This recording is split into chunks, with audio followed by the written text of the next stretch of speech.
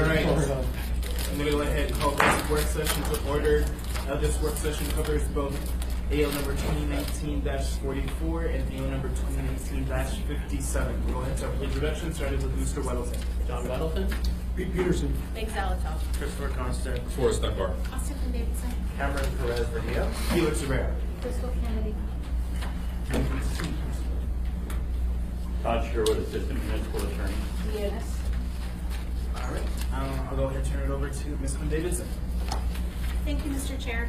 So I think today we're talking about two different proposals. The first one is the one that was initially introduced by Mr. Croft to make some changes to the meeting agenda. And as you can see, there's an S1 version here. It's starting to get really messy. It's hard to tell what's what. And we met yesterday, a little subgroup of us, and thought that it might make sense to let this one die, and then in the meantime put together a new recommendation that would be easier for the public to absorb and read, and would also allow Dee and the other attorneys a bit more time to do a more comprehensive evaluation of Title II, which this is a part of, because there's some internal references we might want to also change. I think substantively the only change that we're planning to do right here is just, as we discussed at the retreat, including a little bit of audience participation during the 12s, right after the appearance requests. But there might be others. We're going to work through that. So anyway, Dee, did you want to follow up on that? As you know, just the amendments have been pretty fast and furious, and this is somewhat of an unreadable document at this point. And so I think it was my suggestion, let's just at some point get rid of this, start fresh, and then let the Department of Law also look for some of the cross-references, because there is some overlap. Even in your work session next week with Tim Potter, let's see what are the overlaps in that one as well. Have one, I think one product is better than two or three. The other thing, I had attended your retreat, and at lunchtime you had talked about some other ideas, like could we somehow put more of the appropriations on the consent agenda? And I think there are ways of potential to really streamline some of your agenda stuff. So I was going to say, Austin, give us a chance to do that. Move this closer to June. We are already working on it. I already met with O&B this morning, and I've met with Ron Haddon. Because as you know, a lot of the purchasing stuff is on the consent agenda. So how can we streamline, still keep some public hearing and process available to all of you? Some of the stuff's in code, very little of it's actually in charter, so that there is a potential for code amendments. So to slow down a teeny bit, thankfully this was hard to read, so I can say, wait a minute, and go further into June so we can get this done. And we have a commitment. I already have two attorneys working on this. We'll get it done for you. So it's not a whole rewrite of Title II, but it's just where this intersects, and we're not sure where it does and it doesn't, other things might affect. Thank you. I have a couple questions. Ms. Zalatel. Thank you, Mr. Chair. This is an observation that might inform the rewrite. I did not know what an S version was, and I don't think the public understands when we switch from an amendment to an S version. It's very confusing. So I just want to kind of toss that out there, kind of if we can be really clear on when we switch, when does that happen? Because I don't think it's not necessarily always clear to me. So. Go ahead. Thank you, Mr. Chair. Just to respond, Meg Z. Although I think I can say Zalatel correctly, but anyway. We have been talking about this actually, and I have raised a number of things about the public process and whether people understand what's going on. And one thing we discussed in our subgroup yesterday that included Dee and Todd and Quincy and Dean and Barbara and Natalie was whether we can create a handout that sits at the front of the meetings that shows, and Dee brought it to me, what does underline mean? What does bold mean? What is all this stuff? Because people don't understand it. What's an S version? What's a blah, blah, blah? And Dean has an intern, and we collectively thought that his intern might be able to take that on as a project to just leave at the front of the meetings. Fantastic. So, thank you. So any other ideas you all have about that, I think you could direct to Dean or to me or Dee, and we can try to put something together. Fantastic. Thank you. Thank you, Ms. Zalatel. Mr. Constant. Thank you. So this is just a point of personal kind of pet peeve, if you will. Item 11 on the kind of second page, which is line 14. We have old business and unfinished action on public hearing items. And I think that that section is almost uniformly unfinished action on public hearing items. And the use of the term old business under parliamentary procedure and Robert's rules, old business, as it's traditionally understood, is business already discharged, completed. And unfinished business is really what we're talking about there. And so I would love to see someone investigate that, and if people agree that we strip the term old business off of our agenda, because we don't take on old business. So it would be unfinished business Unfinished. or unfinished action? I don't think there's really a difference there, but it's, section 11 is for the unfinished action items that we had on the previous agenda. Anyhow, so just old business under the parliamentary rules tends to be business already done with in yesterday's news. Thank you, Mr. Const. Mr. Weddleton. You have to be game for putting this off. I don't think we're in a crisis. And it'd be nice to streamline stuff and get better. I do.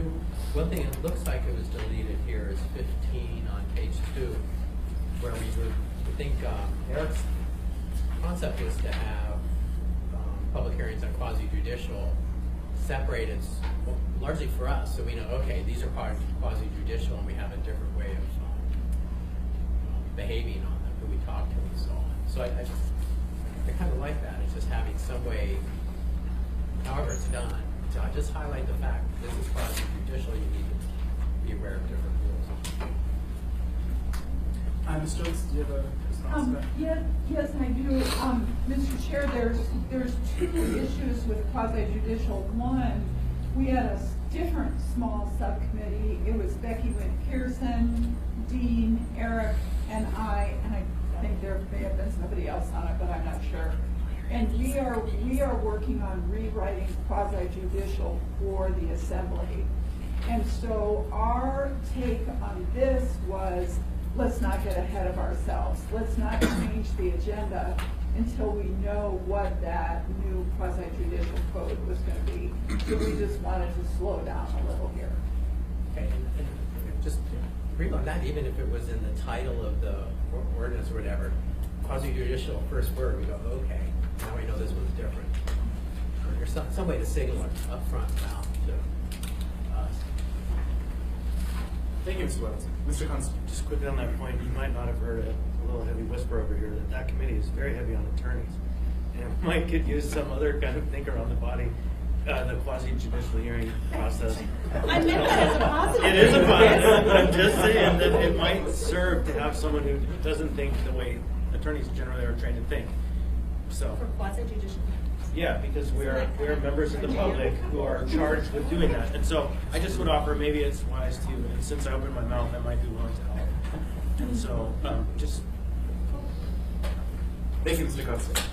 Yes, Ms. Evans. I was just going to say, to a sort of a point of clarification, this was an assembly document, and the Department of Law has stepped in a little bit for amendments and to help, but did ask, hey, please slow down because we want to look at this whole other body. So it is your document still, and we're working with Dean, but all the points you bring up are well taken. It may well be we end up spearheading the rewrite. Thank you, Ms. Evans. Mr. Dunbar. Just to be clear that on, this is before us on the 7th or 21st? 21st and the second. This one's June 4th, I think? Yeah, it's Oh, okay. Yeah. So So we'll just let it die. we will postpone indefinitely then, and there'll be a new document. is what Yeah, you're saying. and Okay. our hope would be to introduce a new document in June sometime, but we're gonna make sure it's good and then bring it forward. That's good. Thank you, Mr. Dunbar. All right, so if there's Mr. Weddleton. Question on that. I mean, we want to be careful because, like on that trapping ordinance, people got the impression that we canceled a meeting and they didn't come and talk to us on that. But this is a little bit different. But if this is, we scheduled the public hearing for June 4th. So our intent is really, we're going to send it to rework. And I don't imagine there'll be a lot of public, besides Carl Haberman. Procedurally, we still have to open the public hearing because it's on the agenda. And Yeah, so we'll I'm- have the public hearing. I wonder if we could just- signal it on May 7th that, we've got this or something. I mean, I don't want to mess up the public hearing, but it really, in this case, does make sense. Just hold off. We're going to have it a month later. Well, I will say, if someone wants to come on, let's say it's June 4th, someone wants to come and testify to us, that's fine, because we're going to get rid of this version, and then the next version they can testify, there'll be a whole new ordinance. So they'll do the public process there too. That's fine. testify twice. All right, thank you, Mr. Weddleton. If you don't have any further questions on this one, let's go ahead and move on to AO 2019-57. Ms. Quinn Davidson. Thank you, Mr. Chair. So this document was introduced by Mr. Trainee. I somehow am holding it and talking about it. And I'll just let Dee and Todd take it away on this one and what their advice is. So we talked about this internally, and initially, I'd say there's a little concern just because anything that affects speech can be a cause for concern. But having reviewed it, legally, we don't think there's a problem with it. And in saying that, I would want to note that our charter is very clear about people having the right to speak in front of the assembly, and there's several places where it talks about that, both generally and specifically with regard to ordinances and public hearings. It also says it's a reasonable opportunity, and that reasonable is a key word, because this is something we've researched in the past with relation to another issue. That means there can be controls, there's limits, there's a lot of ways the public can address their assembly members and issues, be it personal phone calls, emails, public appearances, and so on. And as some of the whereases mention that members are supposed to keep their comments germane, there's no reason that the public can't be asked to do the same. All that being said, what we came down more on was the practical side of, is this necessary? Well, it's legal, is it necessary? Will it accomplish the goal? Because the chair has so many tools, and case law and the code both support this. There are so many tools already at the disposal of the chair to control both public comment, not with the idea of you're trying to keep them from saying a certain thing so much as control the flow and efficiency. And from that standpoint, to us, it appeared that maybe this wasn't something that was necessary. And when you get down to the issue of is comment germane, of course, the speaker really only has to spend maybe 5 seconds to make their 3 minutes germane. 5 seconds on the issue that's before, and then talk about anything they want. So from that standpoint, it would be difficult to the degree you're talking about enforcing. But, like I say, the chair already has all these tools at their control, and then on a case-by-case, issue-by-issue basis, you can make sure debate keeps flowing, whether it's public or assembly members.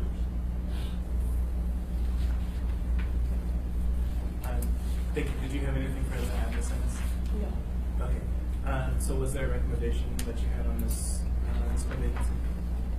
I think it's before us in May on the 21st. I won't be voting for this myself or moving it forward, so I guess we can just see. Okay. Ms. Salazar. Thank you, Mr. Chair. One question I had in the last section of page 4C, I mean, this is the way we conduct business, that you get to testify once, but if there's an amendment. And this gets to Mr. Weddleton's comment, I think it's a tough call about when to testify when you hear us talk about we're going to go and kind of go back and look at something again. Is there anything that would preclude a subsequent, someone testifying subsequently, maybe for a shorter period of time, on only the amendment to the item? So that's kind of what I'm trying to figure out, because we could make a fairly substantive amendment that really had nothing to do with the person's initial testimony. So I'm kind of curious about how that might work, or if that's even allowed. Sure. Ms. Jones? Currently, the code says that a person can testify on a public hearing item, and I think Mr. Potter is going to talk to you about this next week at your work session on the Citizens Task Force ordinance that was passed in 2014. And a person can testify on the changes in the ordinance in an S, or an S1, or an S2. So the public does already have that opportunity. That is clearly in the code as it exists now. But but we are missing that gap if there's a substantive amendment that didn't get us to an S version. And again, this may be where I am unclear and the public is unclear, is when we get to an S version. Megan, I think the last ordinance we were talking about tries to address that. Okay. But I thought there was still a gap remaining when we looked at that. But they attempted to address that in the form. I would personally feel more comfortable when people are commenting or deciding to comment, if they will have that opportunity to comment on the amendment, if it doesn't make it to an S version, if it's something that is completely different or something where they didn't have the chance to speak before. Thank you, Ms. Alonso. So I have Mr. Yes. Well, just a follow-up comment on that. The other thing, you know, if for some reason the chair rules one way or the other on something, including, you know, if you testify before, you can't testify this time, the body always has the opportunity and the right to overrule what the chair's ruling is if they feel it's important enough that people be allowed to testify on a follow-up amendment or something like that. Can I understand?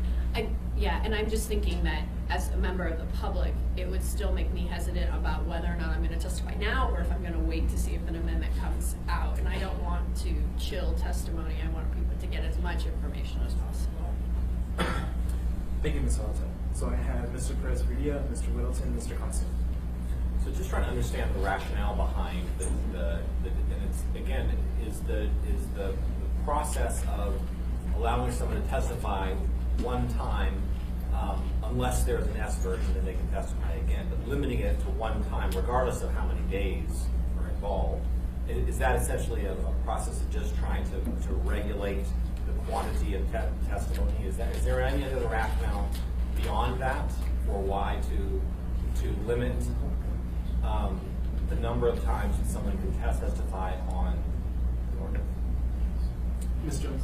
Mr. Chair, I think that the answer is yes, it's trying to preserve your time, but one of the things that, you know, I have seen in the 5 years or so that I've been here is that, and one of the concerns when you wrote the 2014 ordinance that you're going to be talking about with Mr. Potter next week, is that you could have filibuster by public testimony.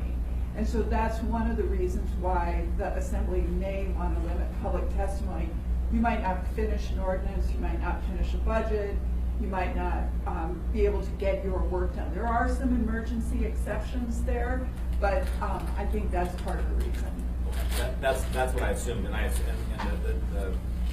the concern I have, which I think is voiced by others, is this, you know, you can testify now, but if we decide to change it, then you can testify again. But if we don't decide to change it, then you're done, even though it's on a different day. And I think the filibuster idea is in one meeting, right? It's not so that if I'm able to testify, but if there's another meeting, then I'm able to testify again. If there's another meeting, I'm able to testify again. I'm I guess just confused on how that's filibustering. It's one person being able to testify in each meeting. So, but I just wanted to know the question on rationale. Is there anything else legally or anything else that we need to be thinking about in terms of why to limit that testimony beyond just the sort of quantity or the potential for filibuster? Thank you, Mr. Perez-Villa. Mr. Whittleton. Well, I wonder, Pete, I mean, we're kind of on a little, I was going to get a little bit off of this. Oh, sure. Then I can go ahead and have these folks. Mr. Dunbar and Mr. Reeves. I have comments on this topic. Yeah, I just wanted to speak briefly to that. You know, both as my role in the chair and then just as an assembly member in general, I think it's a real concern, and I don't think it's been a year that's gone by on this assembly where it hasn't happened in some way. Partly because we have foolishly decided to amend the taxi clause for 3 years in a row.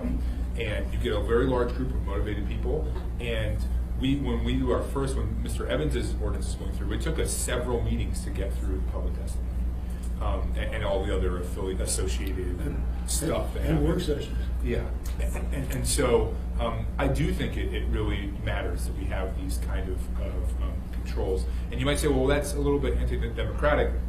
We should have members of the public be able to speak as long as they want, as many times as they want. But functionally, that means that we won't be able to operate. And it's sort of the reason we're elected, right? I mean, the reason we have elections is so they choose people they think that they can put some trust in to do the work. and then send us here to do the work. I understand that now you're saying that a large group could show up, and then show up, and then show up, and then show up. And it's not a hypothetical, it happens from, it's not like an ideological thing either, it's not conservatives or progressives that do it more often, it's something that happens frequently. Thanks. Mr. Constant. Well, I would express similar concern. Just in the summer of 2009, the hearings went on for weeks and weeks at a time with people being bussed in from the Matanuska Valley. And if people had the opportunity to speak twice or 3 times, that they will, as long as they want, then it would never have come to an end. And they did manage to filibuster it to just long enough that the new mayor could veto it in the time frame from when it passed. And so it was an effective veto, and it was stripping of civil rights for 10 years almost. And so to me, that reasonable is the key word that we have to approach all of this from, that's in the law. Thank you, Mr. Constant. Mr. Peterson. Thank you, Mr. Chairman. I wanted to go back to how you come up, how you make the decision to switch to an S version or a substitute version. You know, when we're building a new ordinance, sometimes additional information comes to light during the work session, and so somebody will come up with an amendment. But if it's, you know, a several page ordinance and you're only amending one section, then that probably doesn't change it enough to where it warrants a whole new substitute version. But if you're making enough changes to where you can't figure out what color the page is, whether it's gray or white or black, then then you're probably to the point where you need to start over with an S version, and I think that was a good choice, and that's why we decided to go switch to an S version with the no trapping and safe trails ordinance this morning. Thank you, Mr. Peterson. Mr. Wells. Okay, 2 points. One is, a little bit further back, what Megan said about people's strategy. They don't want to talk now on the main thing because they might want to talk in the amendment. We actually close the public hearing, then we do our amendments, so that would be a really bad strategy. But to help people out is if we do have to make amendments, we do try to get them in so they're public, they're available, before the public hearing. Sometimes we can't. We hear the public speak, and then we go, oh, we learned something. We would amend it. Can I ask, Sure. this is partly being new, but don't we often sometimes continue the public hearing and then it could be amended, so the public hearing is ongoing? So there could be, you could testify today, there becomes a substantive amendment, and since you already testified and it's only an amended version, you couldn't testify as to that amended portion. Because that's really what I'm trying to get at, is just the change. Okay, so if you went to another, because typically we generally don't do that. I mean, that does happen, certainly. So, I mean, that's been my concern, is So that you don't get a chance to speak to the amendment. We can have a 10-minute email. But second one, I mean, this we may not need it, and the chairs can handle. Someone comes up and they're not on the topic. Typically, it goes, they just don't understand, and so, oh no, your item's up in 4 items or something like that. And they go, oh, terribly sorry, and they sit down and they learn the process. But we've had in the last few months absolutely egregious abuse of the system, where someone's coming up and talking to us about process issues that are redundant. We understand them; they're made to us 5 to 10 times a night, every meeting, and it sucks up more time for that person than we spend speaking, and is absolutely unfair to the system. And it's hard to shut it down because the chair could say, "This is not germane. Please, you're done." But the discussion on why that person shouldn't be done will go on for more than 3 minutes. And it is offensive to me to have our meetings where we are not finishing our work before midnight and be sucked up. We have to have a way to shut someone down who simply doesn't get it. The point is made, it's irrelevant, and put them at the end of the meeting. And so, I mean, it's all my decades, this would offend me. But now that I've seen absolute abuse of the system, we need something. And if not this, we need something to quickly shut that person down, turn off the mic, something. Thank you, Mr. Wells. Mr. Constant. Well, I often disagree with Mr. Welton. In this case, I'm fully in agreement on this matter. I feel abused. I feel the public is abused when this process goes on, and the individual who speaks the most on every single item over and over again says the same thing, hijacks our process. And that gets back to a point that I want to make when we contemplate on the other ordinance, I guess, this idea of providing reasonable opportunity or opportunity for a second comment after an item's been closed, whether we have an S version or not. I think we need to be careful because we saw it with the taxi cab ordinance, that because there was an S version and because then there was another amendment, some people testified 4 times. And there was no procedural method to say, look, we understand that you don't support or you do support this cause. We get it, and we need to move on to be able to do our business. And so I think that we would be wise to open ourselves up to hearing as much public testimony as we can, but at some point we have to do the business, which is making a decision. And so I ask us to look really carefully at that word reasonable, because if we contemplate every time there's an amendment made, we have to let it sit for 2 weeks and open a new public hearing, then we're baffling our own methods. We're never going to get the work done. And so please be reasonable. Thank you, Mr. Hudson. Mr. Weddleton.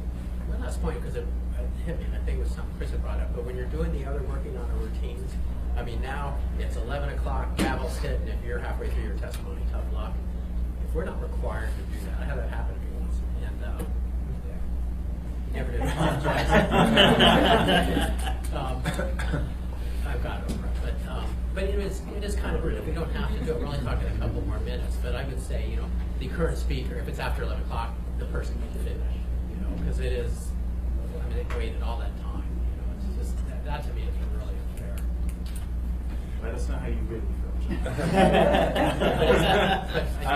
Mr. Dunbar. I would just say quickly, Sorry, I didn't know you had a question. Was there? I just want to know if that was, as you do it, if it's legal to do, I say we allow it. I thought the midnight rule was the hard out that we couldn't get away from. No, that's not the case. Let's hear it from our lawyer. I think you should, if you check the code, I think what the code says, adjournment shall be promptly at 11 p.m. Or business before, it may be continued past 11 p.m. until midnight, adjournment, if you have that motion. But, so the question is, and this is what the lawyers need to answer, is it business that you're doing after 11 p.m. or after 12 p.m.? So you're not voting on anything.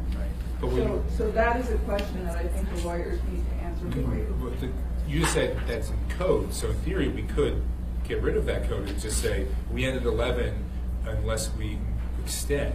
Is that right, or is it charter? Through the chair, I think that that's an interpretation that you could ask the lawyers to interpret it. Is, does ending your business mean something that you vote on? And so that therefore you could listen to audience participation, but you're not voting on that. But we do vote on things after 11 pretty regularly when we extend. That's not the issue. That is not the issue. I'm just addressing Mr. Weddleton's question about could you go past 11 or 12 for audience participation? So we could, but what I wanted to say, what I want to talk about is the innovation that I can't remember if it was Ms. Kennedy or Ms. Zolotow came up with in our retreat was about putting a portion of the audience participation in the middle, but then I think I argued for, okay, let's do that, but let's make it time barred, 10, 15 minutes. And I think we should do that, and I think Ms. Quinn Davis has indicated that we will. And I think that alleviates part of your concern, John, because there are people who just, for whatever reason, they'll wait the whole meeting until the very end. Hopefully some of those people will get an opportunity to testify at 6 or 6:30 or whatever, and then they can go home. Well, maybe following that, in the case where I got gaveled, we had a lot of testimony on an issue, and it pushed the limit to 11 o'clock, and the public hearing was to be continued. Sure. But I got gaveled halfway through, and I would just look for wording that would be more simple. A speaker, the current speaker may finish before we gavel out, something like that. So you just don't gavel them out halfway through. John wants to get that minute and a half. Reclaiming his time. The next meeting, I got my full 3 minutes, so I got 4.5. So before we continue, Nick, do our attorneys have any interpretations for us? I don't think so now, but I think we'll look at it. Okay. See if there's a simple code fix. Just going back to the other issue about limiting testimony and limiting, there is specific case law about that. One case is the Alaska Supreme Court case that the Ukrainian is very familiar with because his name is in the case. And that was in 2005, and as chair, he had made a ruling that anyone who spoke at the first hearing would not be allowed to speak at the second hearing, even though there had been an amendment. And the Supreme Court upheld that in that case, saying it was a de minimis imposition on the public process. And there's other case law in other jurisdictions, and not a huge amount of it, because I think this is not something that is considered a major issue, because what they all say is the legislative body has a job to do, and public testimony is important, but it's a small part of that. And just to put it in perspective, I think it's important to remember, ordinary members of the public never get to address the state legislature as a body, or Congress as a body, unless you're Winston Churchill, and you're not an ordinary member of the public. There's lots of ways to address legislation and body, and I think that's all reflected in this. Thank you. Mr. Constable. Just would reiterate for your contemplations, the charter doesn't protect us from the public testimony. It protects the public from our actions beyond midnight. You know, they're immune from us, we're not immune from them. And I think that last person speaking it's wise for us to figure out how to make that okay for them. Thank you, Mr. Constable. Mr. Wells. Go ahead, Don. Thank you, Mr. Wells. Ms. Kennedy. Thank you. Yeah, I just want to agree with John in regard to we can be kind enough to let somebody continue their testimony. We just can't act after midnight. And coming from an old school board member's position, we always were told that we couldn't operate after midnight because you've essentially operated on the next day and you haven't notified anybody that you're meeting on that date. So it's just that difference between the 11th and the 12th. Anyway, so that's what the issue is in terms of voting on doing any kind of legal action. Thank you, Ms. Kennedy. Ms. Quinn Davidson. Yeah, thank you, Mr. Chair. I was just going to, what Forrest was talking about earlier, the audience participation piece, I had brought that up at the retreat, and we did have some brainstorming about it, and actually last night, Dean and Barbara and I worked on the language that shows in 12 right now, so you can see sort of what we're thinking. What we were thinking we do, we toyed with the idea of minutes. It got a little tricky because if you have, what we thought we'd do is we wanted people who did an appearance request to have some sort of benefit because you did that, you thought in advance, great. We usually don't have more than 2 of them, so we thought, well, if we want to spend somewhere from 10 to 20 minutes, which seemed like the feeling from the retreat, that we would have a couple of people after appearance requests. Well, we were going to say minutes, but then we realized appearance requests sometimes go a little longer. I didn't really want to limit that because I feel like there's a benefit to submitting an appearance request. What if we ask questions? It just started getting really tricky with the minutes. And what if we have 6 minutes left after appearance request, but someone only takes 2 minutes as a member of the public? Then you have 4 minutes. Do you only let one person go, and then, or you don't want to let the second person go for a minute because we know, John, what happens then. So anyway, it just got a little tricky. And what we thought we would do is say, following appearance requests, we'll allow time for 2 members of the public, first come, first serve, to do their 3 minutes. And after that, you can wait until later. So if someone really needs to speak early in the meeting, they have an opportunity, but we don't bog down the meeting with hours of public testimony, and we don't make people feel that it's inequitable with the amount of minutes. Thank you, Mr. Davis. Ms. Solitz. Thank you, Mr. Chair. So I'm thinking in terms, I like this idea, but if we have an issue before us, and again, this is me getting caught up with the procedure a little bit, that really concerns families, children, and we have an audience full of people who are there to testify. It'd be great if we had some kind of system where people could say, I'm here to testify on this thing, and almost that way we could then, change the order of the day or something and bring that up. So if we have a room full of kids, we're not waiting till 10 o'clock at night. We can let those parents and kids get their testimony in. Is that a correct understanding of how that works? Thank you, Mr. Chair. So the audience participation is about matters that are not on the agenda. So if there's an item that's on the agenda that would draw in participants like you are suggesting, I think what the body would do is change the order of the day if we wanted to move that item up, and then they would testify as part of that. Because this is just testimony that there's nothing on the agenda, you just want to share your thoughts on speed bumps or something like that. Great, thank you. I appreciate that. Thank you, Ms. Solitz. Mr. Constable. You know, there are some pitfalls to trying to figure out who to let go first. Yeah. And interestingly, Mr. Weldon made a proposal that I didn't agree with to allow a group to go first, and he was right. because the group that I thought should go first, because they were a more concentrated group and they've been there for 2 meetings, they ended up talking for like 2.5 hours and into the next meeting, but the group that he had wanted to help work done like right away. And so we were able to conduct the business in a way that let the people who didn't need to be there for all that contention get in and get out. And so I think it's good to have some systems for that, but it's also good to just be mindful of the order and who's in the room, because we conduct the business in the order that we decide in the moment. And so it's a pitfall, like, you just never really know. It's more art than science. Yeah, it's definitely not mathematical. Mr. Davis. Thank you, Mr. Chair. And I was just sort of along the lines of that and other comments. It's also a little tricky to say 2 people can participate, because what if 3 people run up there and then you have, so I don't know if we want to leave discretion in here, but then if there's discretion, then it's like, well, the chair targeted me because I wasn't allowed to speak. And so, but I also think we can't just say 400 people can talk at 5:30 p.m. We're never going to finish. So I'm totally open to how you all think it should be worded best. I mean, the idea is some people cannot be there at 11 at night. And so how do we provide this for those people who are willing to show up and run up there and, yeah. Thank you, Mr. Davidson. Mr. Duncan. I like how you have it here for a couple of reasons. The first is for people that have a really pressing issue, like the woman who came and spoke about how her fourplex is being like crushed by this giant pile of snow that's enclosed. Those folks usually send an appearance request, and there's an infinite number of appearance requests, and that's not impacted by this. And I think the most appearance requests I've ever seen on an agenda was probably 4, maybe 3 or 4. Usually, like when I was a chair, if I got more, I would ask them, could you wait till the following meeting so we don't bog down? But that group of people, I think, is protected, and they should be given pride of place as they are here.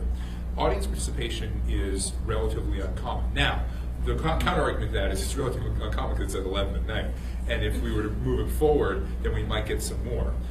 But I think that 2 is a reasonable number. 1, because, again, I think some of the most pressing issues, people will do the appearance request. 2, because for the things that are actually on the agenda, you have public testimony, you have an infinite number of people that can testify. And 3, you still, even if you capped it at 2 here, you still would have that pressure relief valve at the end of the meeting. So if we had 2, and the 3rd person, though unlucky, had to wait until the end, so be it. But I think you have to have some kind of number set. 1, so the chair it's not in their discretion to do, but it's sort of taken out of their power. And 2, so we don't have that mid-meeting filibuster of like 40 people or something worrying about. So I personally like this approach. Thank you, Mr. Duncan. Mr. Wells. Let me propose something different. Maybe less of a change is you do appearance request, and the priority is to people who have some topic that's not on the agenda. However, if there's something on the agenda and you can't speak when that comes up, you would do the appearance request. You'd have to send something to the clerk. So you couldn't just show up at the meeting and you're kind of stuck. But if you knew prior, you could do, and then the chair could prior go, I got 10 of these, and contact them and say, look, just wait till the public hearing, or then you could triage it somehow. I think that's a category of person that's distinct from what we're talking about. Like someone who's worried about something on the agenda but can't stay that late for whatever reason. That's different to me than what usually audience participation is. Usually audience participation is usually a person who their issue isn't on the agenda, they didn't do an appearance request, they just are there and they're usually upset about something and they want us to know. Right. Hey. But this is a way, instead of just randomly what shows up that day, you say, if someone knows this thing they're really concerned about is coming up, but I got my kids, I got to put them to bed at 6 or 7 or whatever it is. It's at 8, 9. Your bed's a good bed at 6. It's been a while. At any rate, consider that as another option, because then you have some control over it. And as word gets out, that one, you're going to be more effective speaking in the normal order of the public hearing, but you offer this to people. If someone says, I'm concerned, I can't Could be you there. articulate though, is that a code change? Or are you just saying they would Or email just a the? routine. So I'd like to give Ms. Yeah. Jones an opportunity. I believe it would have to be a code change through the chair, because appearance requests, of course, are limited to items that are not elsewhere on your agenda and not a public hearing item. I will tell you though that a lot of times the chair in the assembly has accommodated people who have made requests. I'm disabled, I take the bus, I cannot get to the meeting, so you've allowed that person to testify earlier in the agenda. You've also had other people where people have said things like, I have an airplane to catch or something. So you've done that on a case-by-case basis. And I think that that's fine, and we can accommodate that. I would caution you, the one other thing though that happens is the record on that public hearing, and when you pass that item, it would be a little disjointed if you frequently allowed people to testify in a different part of the agenda. I'm not sure we'd be able to capture that, but those are just some thoughts. But that's what they're recommending now, just the two. No. No. Well, I Because thought these are that's just what you- audience participation on things not on the agenda. Oh, I thought you were adding like for the, like in Meg's thing where someone does want to speak. No, to the I was amendment. suggesting that you Oh, would so change that the order goes of the away. day. No, wait. Well, I thought Meg was saying and I think it's valid, is you have people who can't stay till 10 when their item will come up, so we let them speak at 6 on it. Was that No. your point? I asked if we saw that there was a group, and we learned that they were, you went to inquire, and they say, we're all here for the cell phone ordinance, we want to speak, we all have our kids with us, because we did have childcare, could we then, would it be appropriate to ask to change the order of the day to accommodate that? And that was what I was suggesting, or asking. Never mind. Thank you. Mr. President. Just one addition, and I wanted to sort of connect these two, that if you have those two slots, identifying those slots as, there's a justification for wanting to be in those slots, that they're not just always there, but this is the balance of being a pressure valve of some kind, so that you don't have to have a justification for speaking early. Or whether it's going to this other point that there is really a reason that I need to speak earlier as opposed to having to wait, and providing that justification on there. Like if there's a little sheet at the front that says the 2 slots. If you want a 2 slot, get there early and get it, but then also write something on there going, I gotta put my kids to bed, can't stay this late, something, so it's not just, whatever. I mean, I don't know the value of that, but it would at least send a message that these are sort of coveted spots that we're trying to sort of put there because we realize that staying late is hard. Yeah,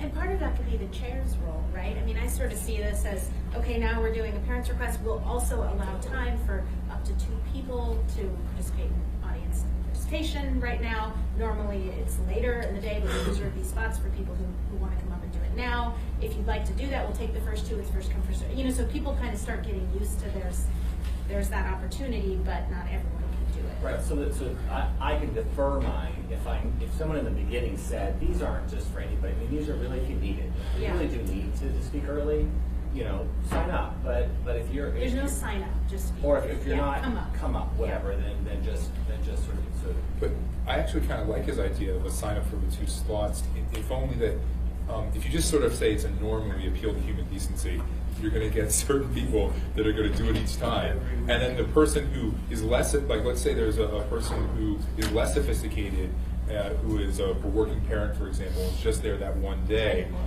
But they don't know, they don't know that these are only these 2 slots, and then they're stuck waiting to 11 because Ron Alevo, Well, he always does an appearance request, so we're good Well, there. that's true. He's good on that. I should not besmirch Mr. Convicted criminal, Mr. Alevo. Thank you, Mr. Constable.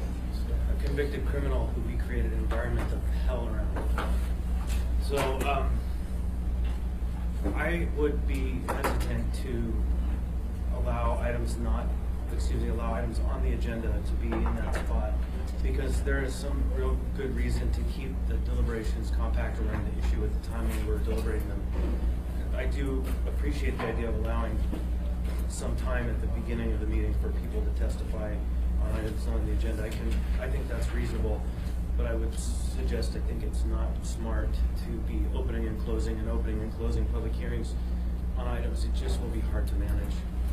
Thank you, Mr. Constable. Ms. Solitaire. Thank you. So I'm really thinking through this one. I was campaigning. I had a lot of parents and actually a lot of seniors tell me that they watch online or they want to participate, but they can't because things just go too late. And so I'm thinking if there's also, as we work on after we change rules, or if we change rules, there'll be a public education piece to this. I really want to be stressing the importance of those written comments as well, and that they are considered. They may not be there, on TV or on that Facebook Live feed, but I think we need to make sure we're stressing that as well, and that we're considering them, and that we're making sure that that's part of the dialogue, so that if that is the way you can participate, or you can't make a meeting for a lot of reasons, that those are being considered, because I think there's a perception that in order to be heard, you have to be there speaking live. So I just wanted to put that out there as part of the perspective. Thank you, Ms. Salazar. Yes, Mr. Peterson. Thank you, Mr. Chairman. So, I'm thinking about this, and I'm thinking maybe we should set a time limit for the appearance requests and audience participation early in the meeting. Set the time limit at 15 minutes. And so if we have no one that contacts us early about having an appearance request, then we'd have 15 minutes for early audience participation. I don't know, just throwing that out there.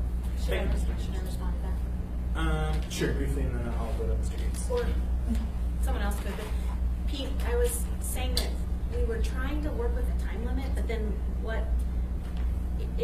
there were a lot of situations where it might get us in trouble. Like, what if we had 7 minutes left and we had, or more likely 5 minutes, that's a good one. You have someone then testify for 3 minutes, but they only have 2 minutes of your allotted time left. So do you cut someone off at 2 minutes? That's not a good idea. So we were sort of brainstorming, this group of us, on whether the minutes made sense, and it just felt like it was headed for trouble. So that's the reason we took out the minutes and tried to, using the minutes as a sort of a theme, knowing what we were shooting for, have this amount of people. And we did the same thing Forrest did, which was think, in appearance requests, we rarely, I've on the body never seen more than 2. So knowing that, maybe there are 3, if we allow 2 people to testify, that's going to keep us in that 20 minutes that we were sort of thinking was our max. I'm not opposed to doing minutes, but I think it's trickier.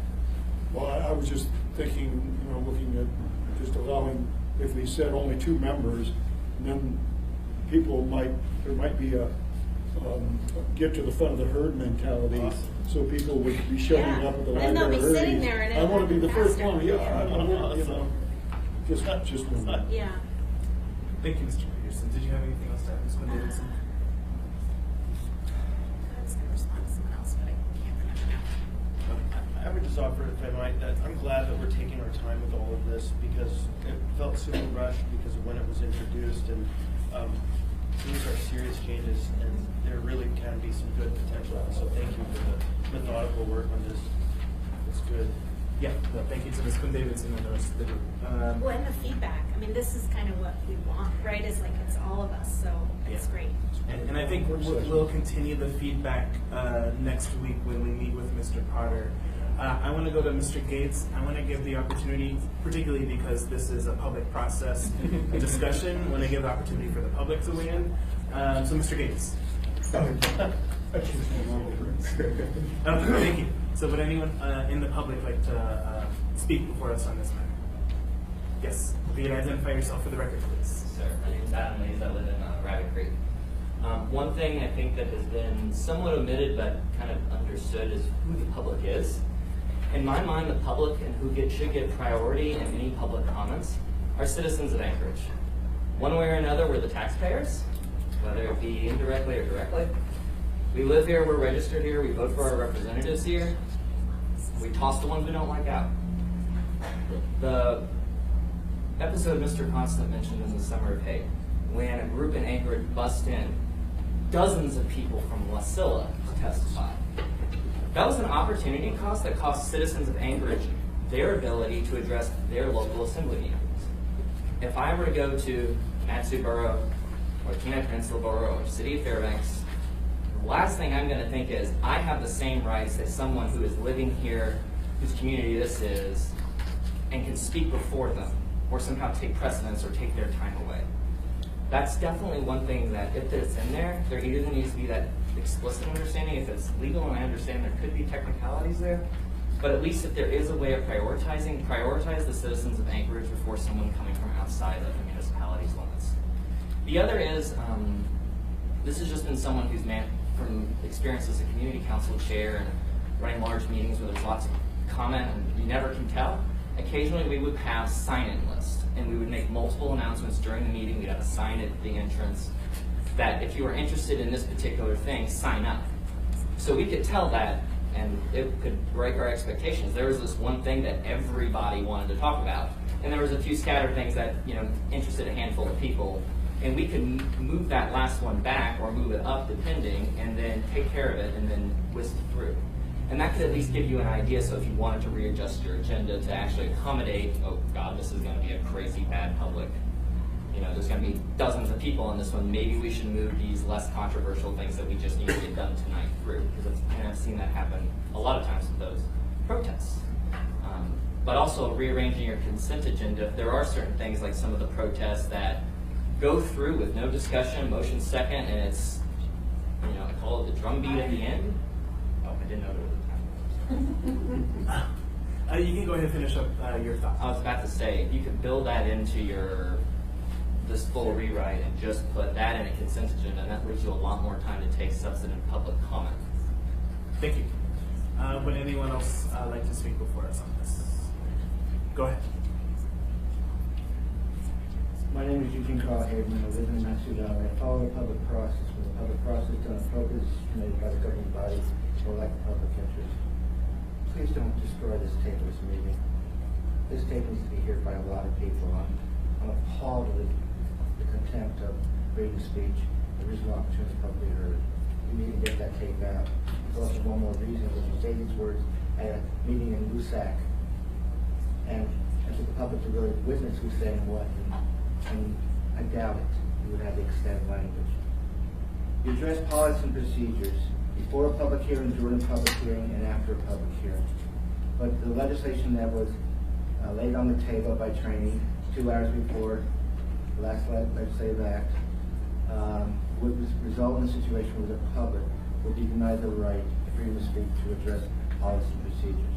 Policy and procedures in particular, when I address it, I focus on the item and address how it's been. When you're doing these meetings over here in City Hall and over there, when ACDA, you're dealing with ACDA, address board of directors, I focus and I'm on topic.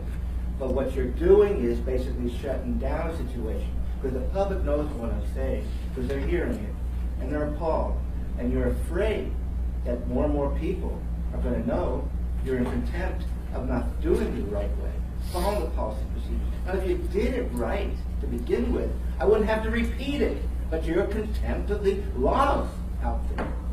Now, the last thing I'd like to say is on the issue is I attend a lot of meetings, and the Borough Assembly in the Valley does a good thing. They have audience participation. It's open to everything, not just, and they're not frightened about the public. They do it before you deal with the agenda of the public hearings first, then they have a scenario of audience participation, and then you have all those items that are on there that you do without the public not being able to be connected, and they do sign-up sheets. And I do not call a single time where there's been a problem with that scenario.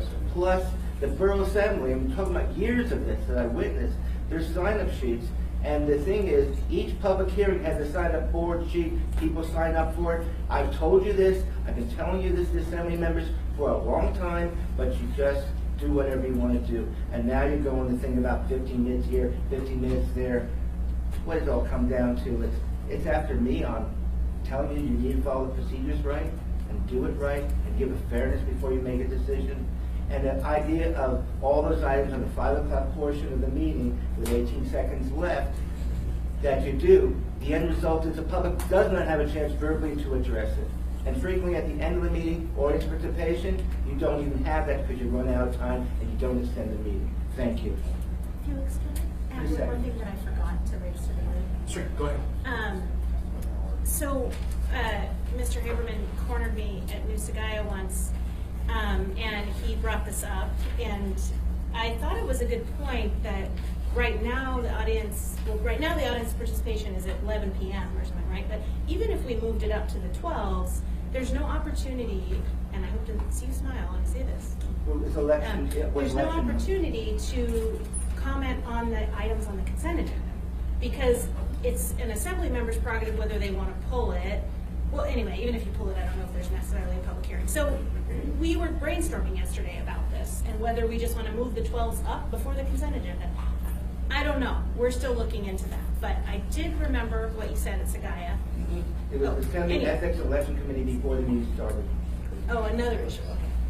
Yes, Mr. Dunbar, Mr. Constantine. I just want to say quickly, there are other ways, besides actually testifying in front of the body, there are lots of other ways to reach out to us. And I think email being the most obvious, phone calls and letters if you don't use email. So I don't want the perception to be when if somebody can't testify in front of a camera or on the record that means they can't reach out to us.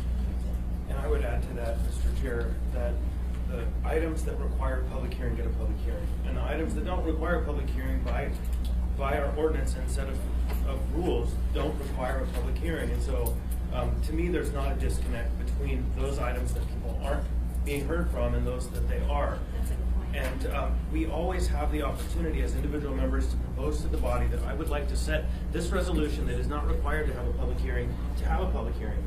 If you hear from members of the public that are concerned enough they want to say something. And so while it might be fine to move the items, I still think that we need to protect our order because there are some 40 or 60 items that we deal with that we've read and we've had conversations with members of the administration about that we're briefed on. That we need to conduct the business, but don't necessarily have that requirement for a public hearing. It's not a right of the public, it's a right of the body. And so I think we just need to be very protective of that. Thank you, Mr. Constantine. Thank you, Mr. Dunbar. Thanks. Any further comments? All right. Thank you guys.